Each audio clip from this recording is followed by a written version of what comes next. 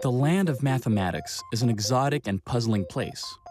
A strange language is spoken there, with talk of homeomorphisms, differentiable manifolds, and transfinite numbers. But also to be found there are magnificent landscapes, spellbinding ideas, and occasionally, even useful things. So let's take a whirlwind tour of the land of math. You just need a guide, that's me, and a functioning brain, that's you. We're not really going to do any math, just take a look at the countryside.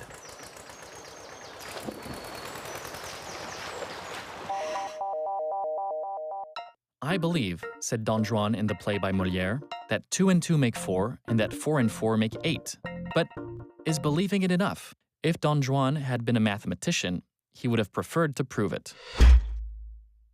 Can you prove that 2 and 2 make 4? Yes, indeed.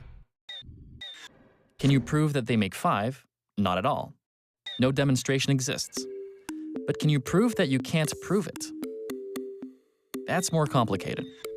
Truth and proof are different things, and in fact, the very concept of truth is not so simple. Long ago, the Greeks had already come up with all sorts of disagreeable paradoxes to make us doubt the absolute nature of truth. Epimenides of Crete insisted that he was a liar. If that was true, it was a lie, so it was false. But that meant it was true, and so it was false. Basically, we're off to a bad start. Let's go forward in time a bit. Let's say 2,500 years. Here we are at the beginning of the 20th century. The center of the mathematical world is at the University of Göttingen. And this is where David Hilbert reigns. But David Hilbert is worried. A new idea, set theory, has mathematicians perturbed. It raises certain paradoxes, reminiscent of that of the liar, and seems to put in question the foundations of mathematics. To put an end to his doubts, Hilbert suggests the axiomatization of mathematics. What on earth could that mean? An axiom is something considered evident and therefore not needing to be proven.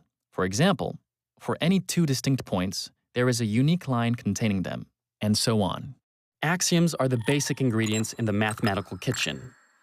These are used in recipes, which mathematicians prefer to call rules of inference, which progressively stretch the domain of certitude to less evident things called theorems, such as that of Thales, that of Pythagoras, or that of Gödel. We'll come back to that one a little later. For Hilbert, intuition needed to be replaced by axioms. Instead of using our intuitive knowledge of what points and lines are, axioms were to be mechanically employed along with explicit rules of inference. For him, it should be possible to replace words like point, line, and plane with other arbitrary terms like tables, chairs, and glasses of beer. To avoid falling back on intuition, the imprecision of natural language also needed to be abandoned. And it was only around 1900 that mathematics made the transition towards symbolic language. Instead of writing, a prime number can only be divided by itself and 1, they used this formula, which states the same thing while avoiding ambiguity.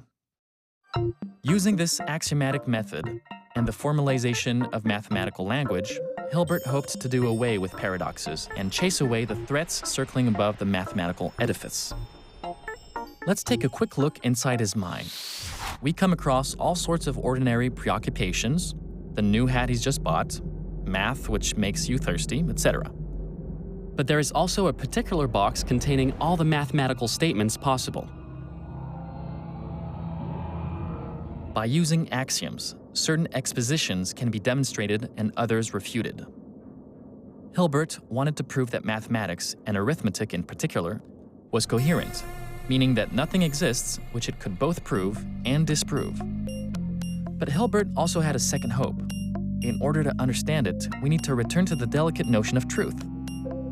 Provided you specify what you're talking about and which language you're using, a mathematical exposition is either true or false, never something in between. So in the mind of Hilbert, the box of mathematical expositions was divided in two by a watertight partition which separated true and false. If the axioms are well chosen, theorems can completely fill the true box. Obviously, there are things as yet unknown, theorems not yet proven. But Hilbert's secret hope, and that of mathematicians of his generation, was that mathematics, as well as being coherent, could be complete, meaning that everything true could also be proven, that provable and true would become the same thing. Towards the end of his career, on September 8, 1930, David Hilbert gave a radio broadcast conference at Königsberg in which he reaffirmed his unshakable faith. In science, nothing exists which cannot be known. Our slogan should be, we must and will know. What he didn't yet know was that the day before his conference, in the same city of Königsberg, a young logician had presented a result which swept aside his certitudes. He was 24 years old, lived in Vienna, and his name was Kurt Gödel. With regards to arithmetic, Gödel stated that the provable could never occupy the whole field of truth. Stating it is one thing, but how can you prove something so extravagant? It would be necessary for maths to take arithmetical statements as objects. Take, for example, the proposition which states, there's an infinite amount of prime numbers. It's talking about numbers, so it's an arithmetical exposition which can be proven using arithmetical tools. But the phrase which states, we can prove that there's an infinite amount of prime numbers, isn't arithmetical. It's what we could call meta-arithmetical, something which natural language allows. But how could arithmetic take its own statements as objects? This is where Gödel's first invention comes in, a coding system which transforms arithmetical expositions into numbers. You take all the mathematical symbols which you need and give each one of them a number. The statements in the arithmetical proofs are thereby coded into a line of figures. So to each exposition, we associate a number. And the coding is such that by looking at it, we can recognize if it is or isn't the code of a provable exposition.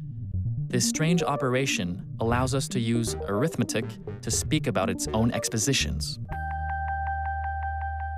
The next stage is to construct a very particular proposition.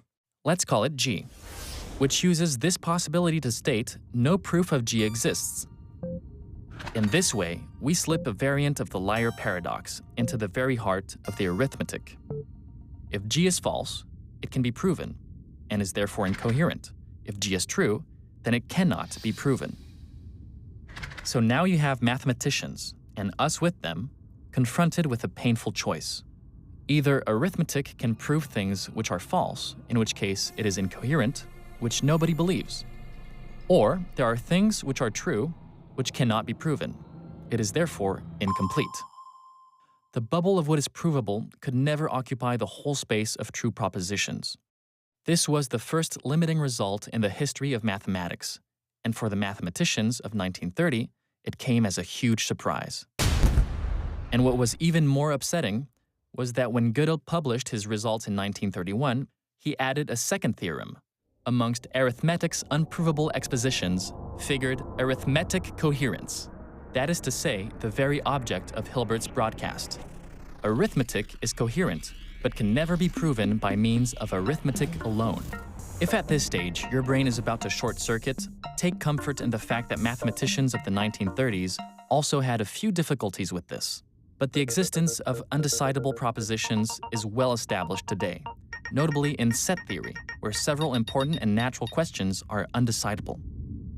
For an epilogue, we need to look 20 or 30 years on. Gödel fled Nazi Austria in 1939. He emigrated to the United States, where Albert Einstein became one of his few friends. Progressively, his preoccupations tended away from mathematics to philosophy.